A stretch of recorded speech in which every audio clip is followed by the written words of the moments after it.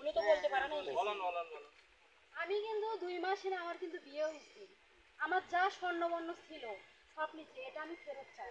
সেজন্য আমি আমার বাবার কাছ থেকে সব কোনো ডিবেন থেকে আনতে পারে না, স্বর্ণ দিতে, স্বর্ণগুলো সব আর আমাকে যেভাবে মারছে আমি কোনো অন্যায় অচল কিচ্ছু করিনি।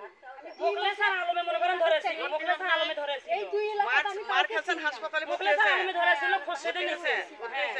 আমার পেটে লাথি মারছে আর পায়ে লাথি মারছে আর আমার মাথায় মারছে। কে লাথি না মারলো? এই আমার ভাসুরে মারছে, ওনাকে আমি চিনি নাম কি? না। নাম কি? স্বামী মোনার নাম, ওনাকে আমি চিনিও না, ওনাকে আমি একদিনও দেখিনি। আজার বেটা, আজার বেটাই ওগুলো আমাকে করছে, তাছাড়া আর কেউ করেনি। আমি তার বিচার চাই। আমি এই 2 মাসে এই জায়গাতে আমি কি জানি এই জায়গার মানে কোনো আর ডিবেন আমি থেকে দেয় না, স্বর্ণ দিতে, 1 মাস 8 দিন আমি জেল থেকে আসলাম। আমি এই বিচার যদি আমি না পাই আমি শান্তি হব না। একজন বলেন।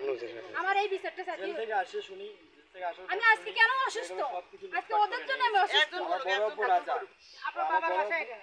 রাজা উনি আমার শ্বশুর বাড়ি। ওনার সম্বন্ধী শালা সম্বন্ধী মানিক ইরশাদ এরা সহ এক সব গরু, আমার গরু বাছু সবকিছু লুটপাট করে নিয়ে গেছে।